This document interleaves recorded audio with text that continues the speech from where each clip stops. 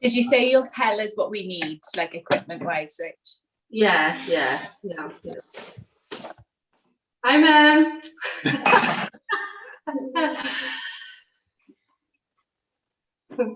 Right, people are starting to join, which is good. Okay.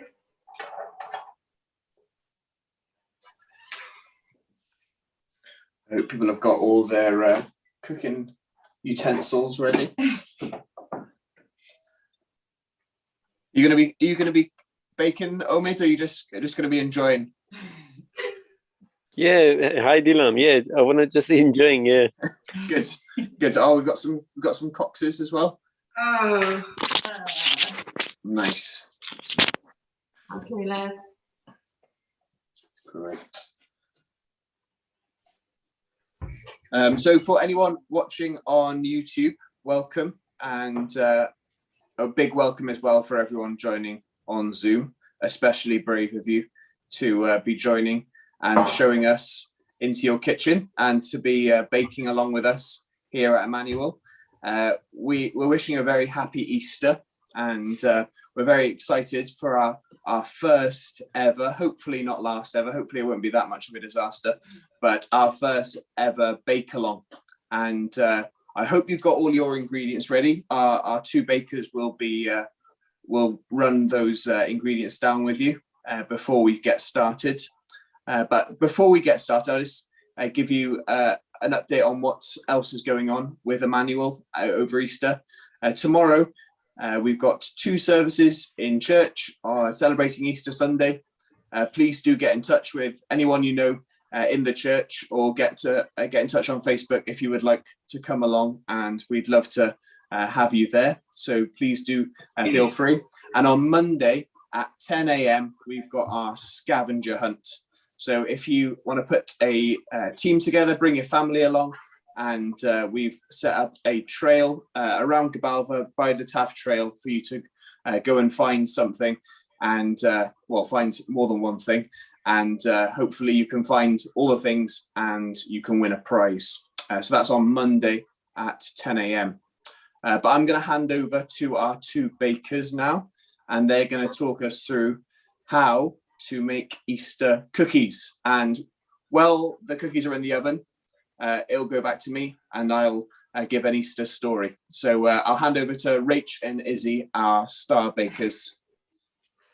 Thank you, Dylan. I don't know about star bakers. I've already done this recipe once before, but hey, we're all in it together, aren't we? So I'm Rachel, and this is Izzy. And let's get baking. So first thing is put your ovens on to 180 degrees or gas mask 6 if you've got a gas oven. There we are, that's ready. And I'm just going to go through what ingredients that you should have with you, hopefully, and the utensils that you will need.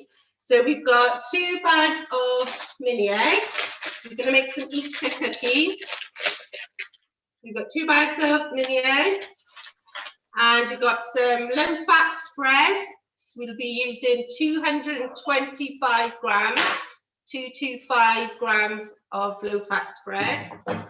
180 grams, 180 grams of caster sugar. Yeah, if you've got pen and paper, you might want to write some of these down. 1 medium egg, and 1 teaspoon of baking powder, and 225 grams of plain flour. Has everybody got those ingredients? So that's 2 bags of mini eggs, 225 grams of low-fat spread, 180 grams of caster sugar, 1 medium egg, 1 teaspoon of baking powder, and 225 grams of plain flour. You can measure that. You don't have to get the measurements here. We'll go through that now, but that's what we'll be using. And utensils wise, I've got weighing scales and greaseproof paper if you want to line your baking sheets, or you could just grease them if you haven't got any paper, so don't worry about that. We've got a whisk. We've got electric whisk here. A sandwich bag. That's to put the mini eggs in, because we're going to crush them up. So it's not essential, but it might be a good idea. And I've got a chopping board just to put the mini eggs on when we bash them with a rolling pin. I think that's it. Or a tablespoon. No, a metal, and then a metal spoon when we put the dough onto the baking sheets then. So is everyone ready? Yeah, should we go for it? I don't know. Right, so can everyone hear me okay, by the way? Everyone okay? Right. So we'll put the mini eggs into the sandwich bag. Yeah.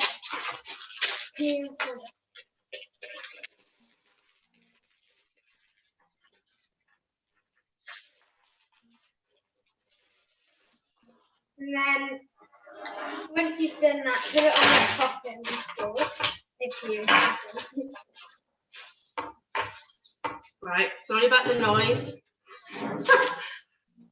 Just bash them up. So don't crush them too much, but we just try to get them in.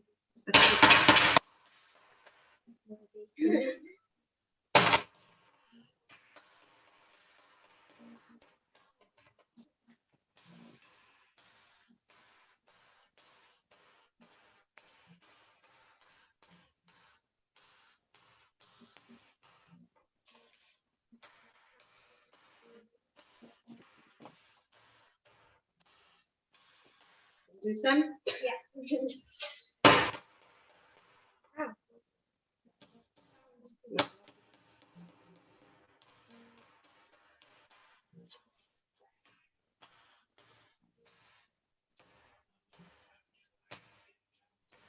Yeah, we just seem to be just hitting all the shell off, so I'm trying to actually bash them in half rather than.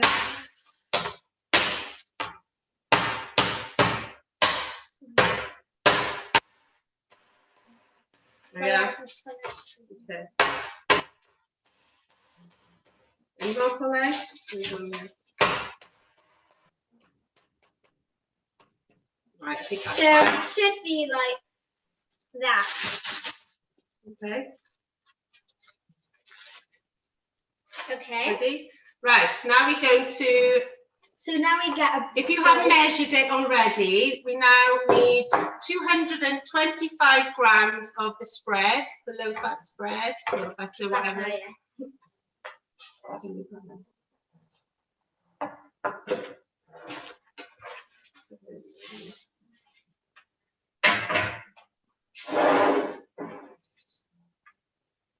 And then pour it in the mixing bowl.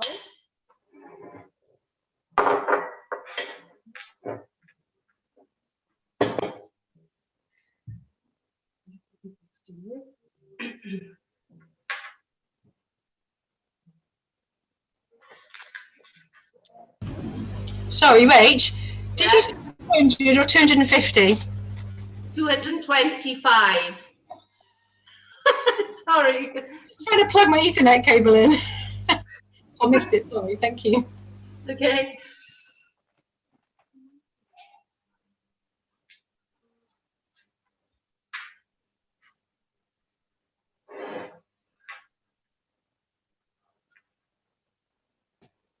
Rach, how many biscuits are we aiming for at the end?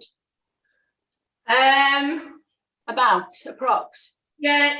Last time we had around. We had two. I think I had 2 sheets full because you got to evenly space them. There was about 9 on a sheet. So about 18 are we talking? Yeah, between. Okay, thank you.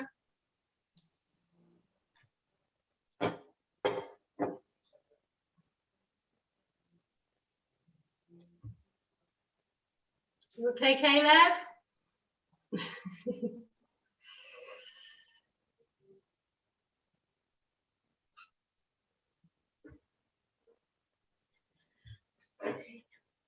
So then put those, once you measure that, into a bowl. And then if you've done that, you can start measuring the sugar. So 180 grams of the caster sugar, because we're going to be whisking the spread and the sugar together.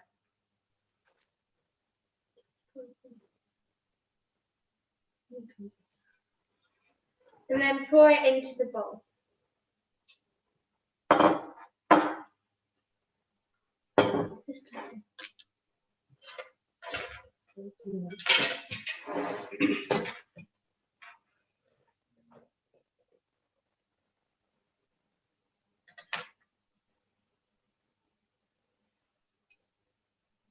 Okay, so have you got the spread and the sugar in your bowls? Yeah.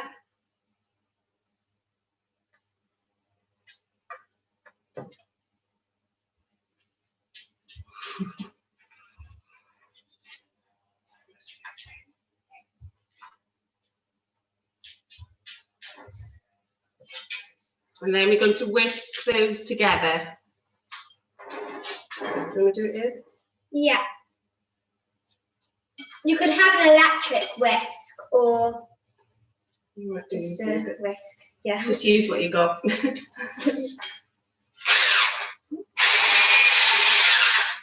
it's coming out the bowl. Okay.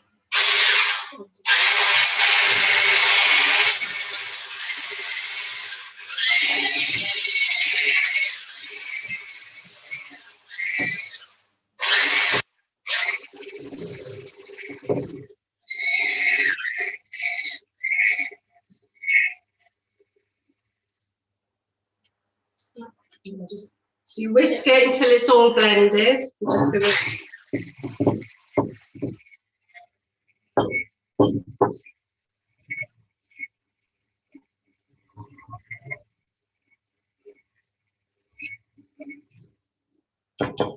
It should be all soft and fluffy. Okay, we all done that? And then we're going to whisk in the egg. 1 egg. And the recipe did have 1 teaspoon of vanilla extract, but I don't think everyone's got that today, so I won't put it in mine either. I think I've just run out anyway. But if you wanted to add 1 teaspoon of vanilla extract to the mixture and the egg. So you can break the egg into your bowl now and whisk them together. Any shell in it? Yeah.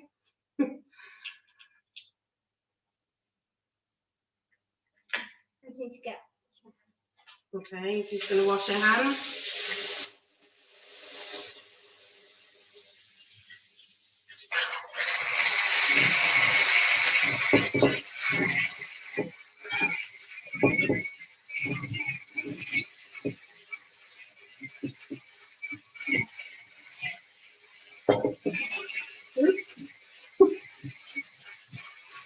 Okay. Yeah.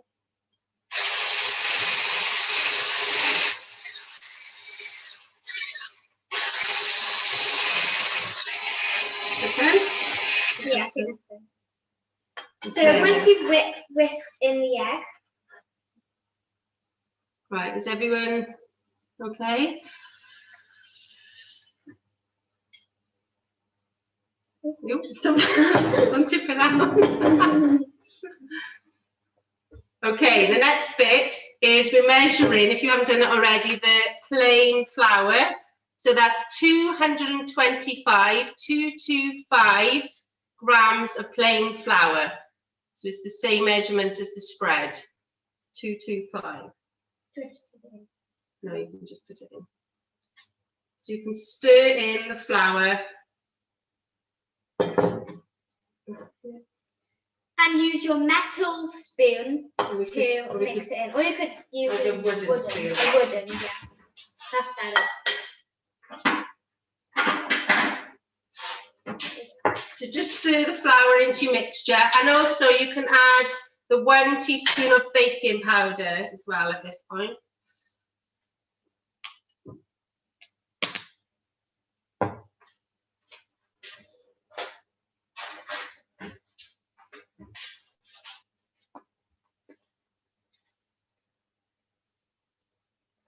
Yeah, that's 1 teaspoon. So 1 teaspoon of baking powder going in. Wait a minute. That's it.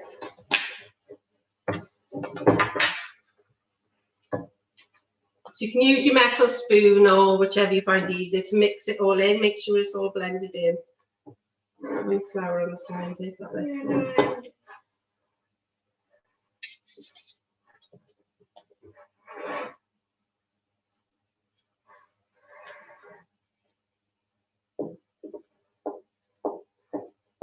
Okay, try and get any lumps out of the baking powder, otherwise you won't have a nice taste at the end. So I'll give it a go. That's fine, isn't it?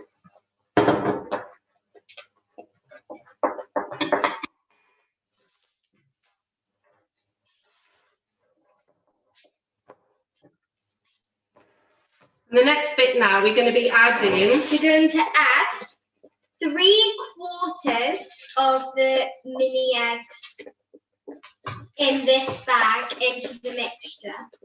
So we're keeping 1/4 back to decorate the top of them when we put them on the baking sheet. So try and keep the bigger pieces for the decorations. So you're going to be using 3/4 of the amount you crushed into the actual mixture. How do we know when it's accurate? And then you just get Yeah, you just keep, the big box. You fix it. just hold a bit like that.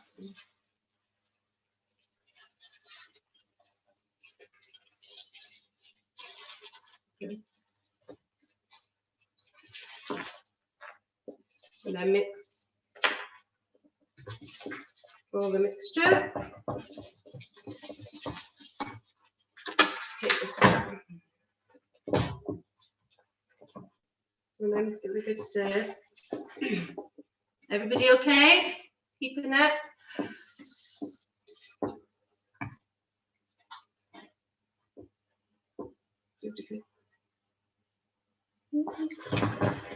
Yeah, don't eat them in. This is trying to eat them in here.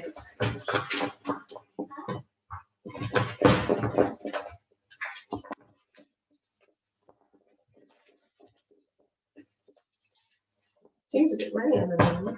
It's a bit what? Seems a bit runnier than normal. What's meant to be? It's a bit too runny. If anyone else is looking a bit runny, mine looks a bit runny. Did you put it all over this? Yeah. Do you think it's a bit runny? No. Just spread on the cookie. I might add a little bit of flour in mine, just to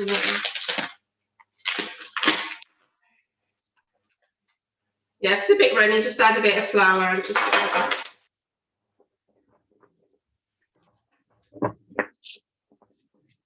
You get some of the baking paper once you stirred that in, and well, if you don't have that, you could just use your butter. Just grease the sheet. Yeah, but just around. So I'm rubbing the butter onto the baking tray. This is so it doesn't stick.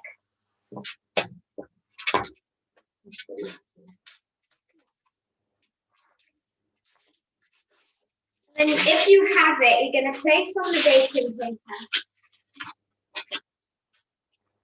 And that's where you're going to put your cookies on. How's everyone else's mixture looking? Mine seems much runnier than before.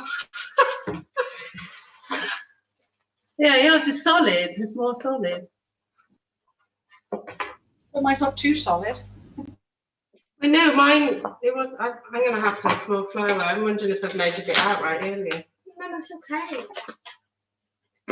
It'll still cook. I'll just spread all over the baking sheet though. Right, okay, let's just do it.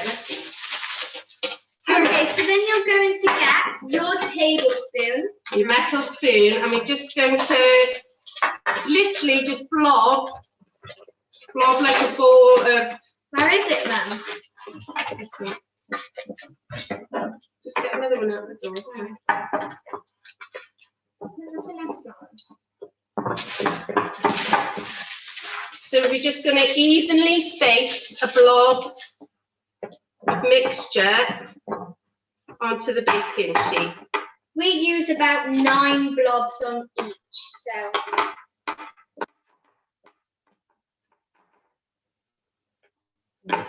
You're just going to Ours is a bit runny. get some mixture up and place it blob onto the baking sheet. I'll show you our trays in a minute. Do you think that's okay? Yeah.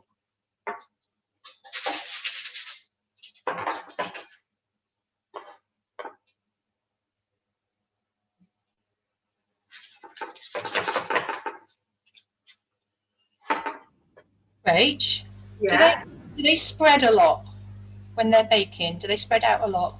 Yeah, they do. Yeah. Yeah. And how much space to leave between? That's why I'm worried mine's a bit runny.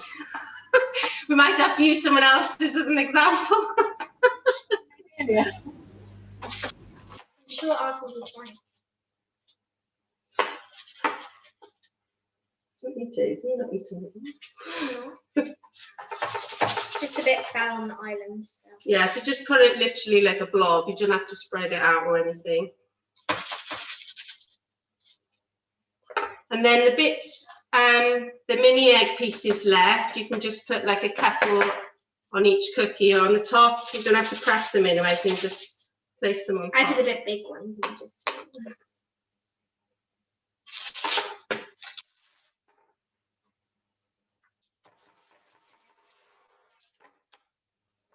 Oh, I'm not going to use all mine.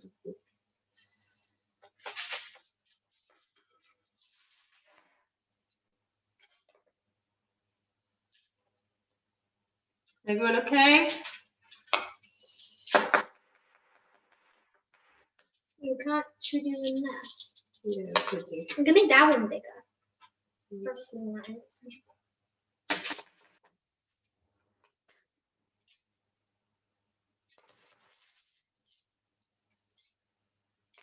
Right, where's our pieces left in?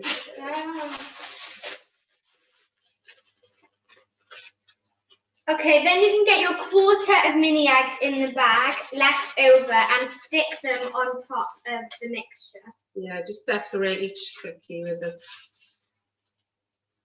So as well as inside, you have some chocolate on the top as well.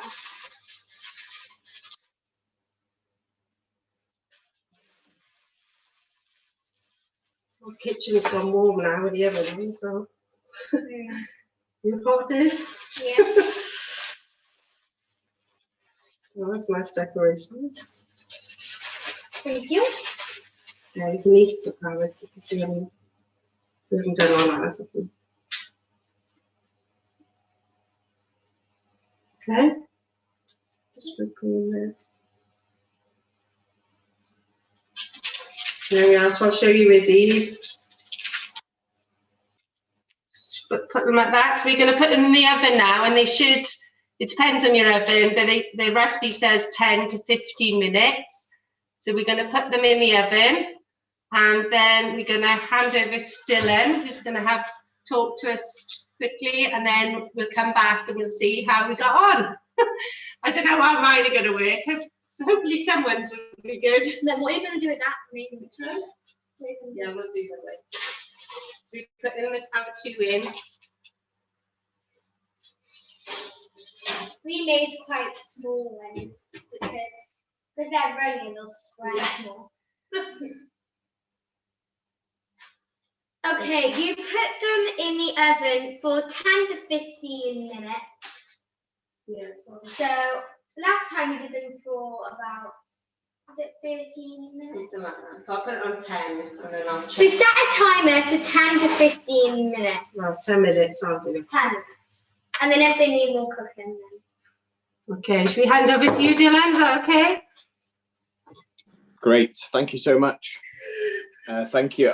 I'm enjoying this. I found the mini eggs a lot harder to crush than I thought they were going to be, but I hope that they're in the oven and they look like they're going to be very tasty.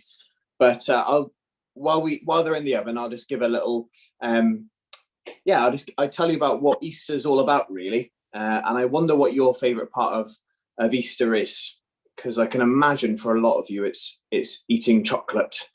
And I found out, I did some research, and I found out that 80 million chocolate eggs are sold and eaten over the course of Easter, which is a lot. I'm sure I'm responsible for a few of those. But today I want to tell you about the first ever Easter. And the story doesn't involve chocolate, and it doesn't involve rabbits, and it doesn't involve eggs. And I want to talk about three things in particular that tell the Easter story really well. And it's about a garden, a curtain, and a cross. Some of you will have gardens and you like playing around in them and having fun in your garden, or maybe you like going down to the park to do that. So we all know what a garden is, and we know what curtains are because we close them when we go to sleep, and when we want to shut someone out, or we want to shut the light out. And a cross, now that is maybe something that we don't know so much about. A cross is it looks a bit like a T, if you know the letter T, but we'll find out what that is all about in our story. And I've got some lovely pictures as well to help show us what this story is about as well. So if you can't see me and you can hear my voice, it's probably a good thing. And I'll be showing you pictures from this story, okay? So we're going to start off in our story with, let me get it started on here. We're going to start with the main character of our story, who is God, and God creating a beautiful garden. A beautiful garden. Let me get the first picture up for you. God creates a beautiful garden in that he creates everything in the whole world, but a special part of it is this garden in the middle. And the person who made this garden was called God, and the garden was the best garden ever. It was huge. It had rivers and waterfalls and grass and plants and trees and animals. And he made everything in this garden. And there were two people in there, and you can probably see them if you look very carefully. They're the ones swimming in the river near the hippo, and not too far from the rhino on the shore as well. And they were called Adam, and she was called Eve.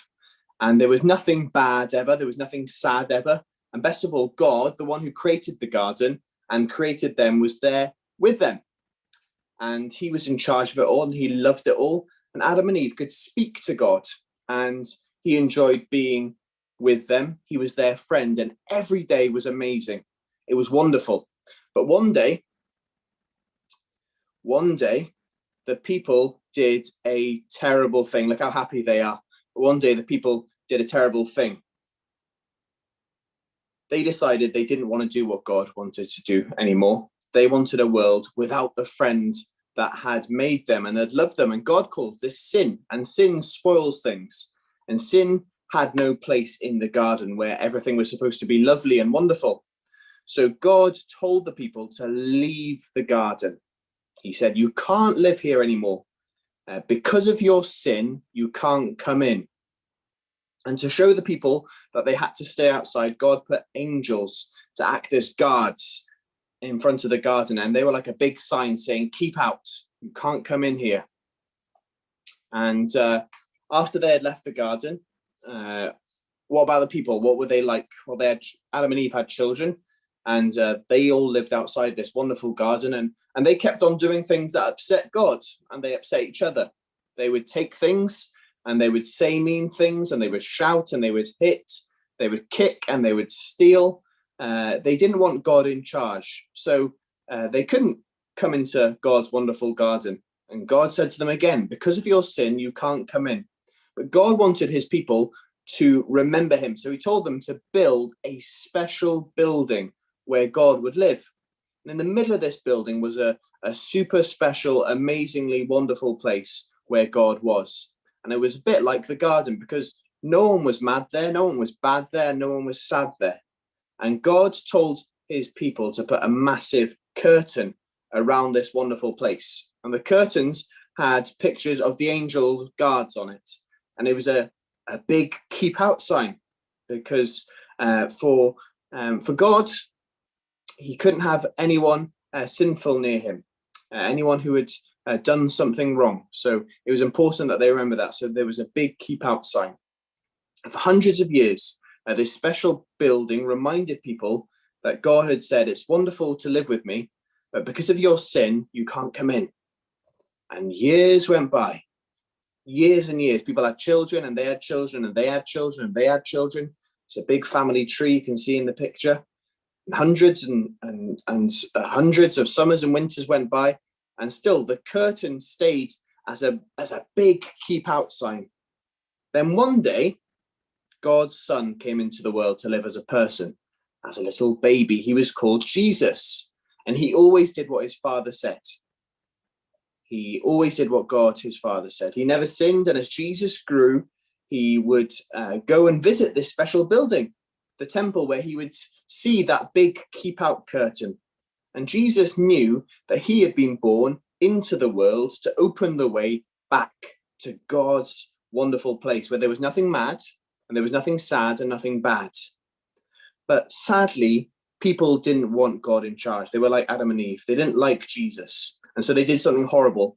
They did what some people did in those days, and they put him on a cross to die. It was very sad. It was the most sad and bad thing that had ever happened. It was the saddest day of all. But Jesus had a plan. He had always planned to die on the cross. But why would he want to die?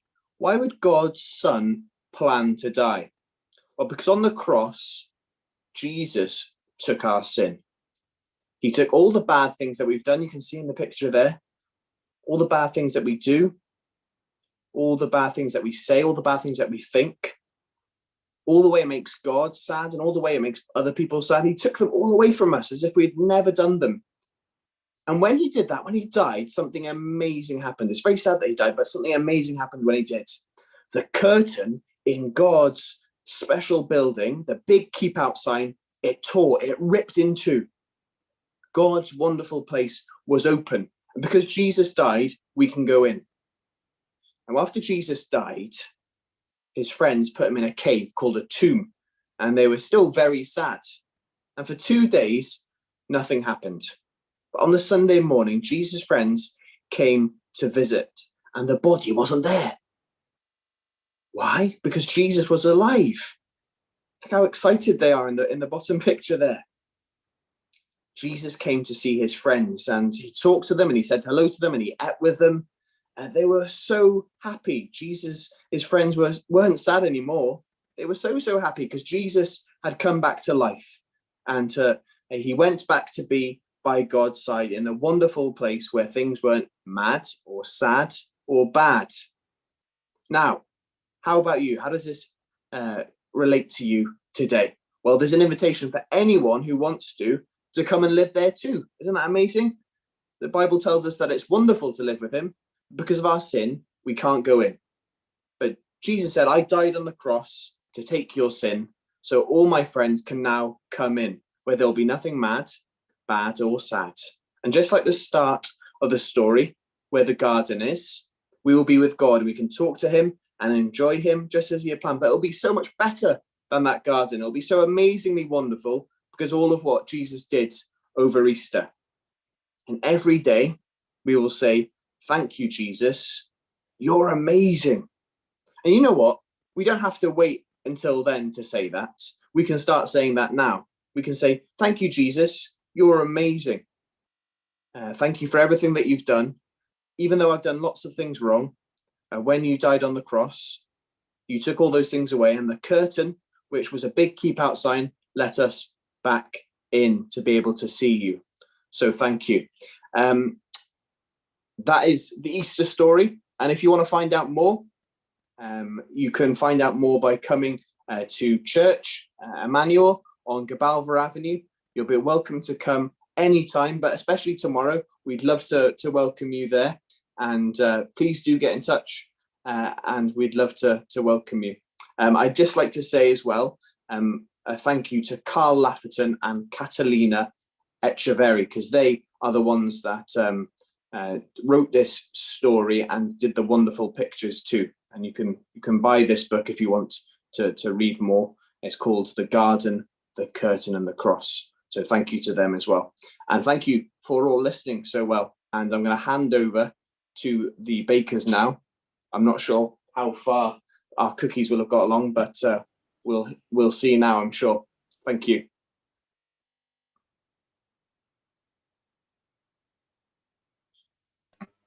There we are. Thank you. Right, I don't know how everyone else is doing. Ours have cooked for 10 minutes, but they're still fuming, so we're keeping them in for another 5 minutes. Yeah, they're still. I don't know if you can see that. Can you see them? Oh yeah, they're still soft. You want not much longer though, because it's easy to overcook cookies. So the recipe says golden but still soft. So actually, I probably maybe about a minute longer. Yeah, because as they cool, they firm up. So anybody else got quicker ovens than me, maybe?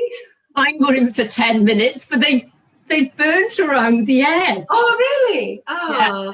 I know all of them. Red, an awful lot. Yeah.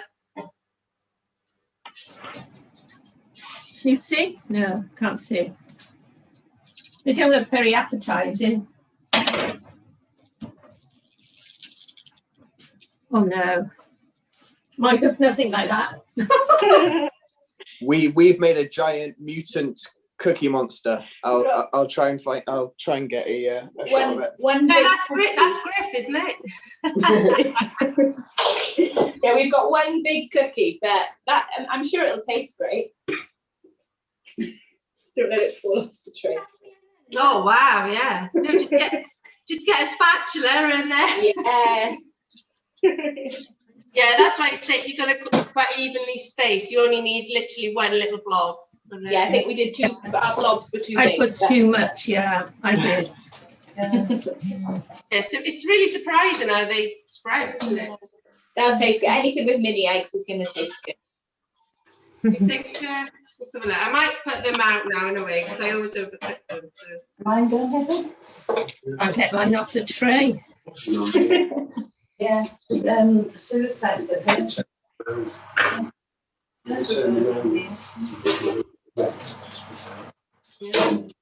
James has just tried one. He said it's good. That's my husband. So. Oh, that's I'll good. get them out. See the approval. Great. Well, I think everyone's coming to a close with making their cookies. So I don't want to distract people while they're dealing with a hot oven, and just make sure you've got oven gloves on, or if you're doing it with your parents, make sure you've got your adult helper to help you, because the oven is hot, as they would say on Big Cook Little Cook. But thank you for tuning in, and thank you for our star bakers. They have been wonderful. Give them a round of applause. Oh, And please do come along to church tomorrow, or to our scavenger hunt at 10 o'clock on Monday morning. We'd love to see you there, and you'll be very welcome to come along to anything that the church puts on. There's always an open door for new people to come and join us. So we'll finish the broadcast here, and we'll hopefully see you again soon. Yes, it's Caleb and Ross. Okay, yes. bye. Bye, thank you. thank you very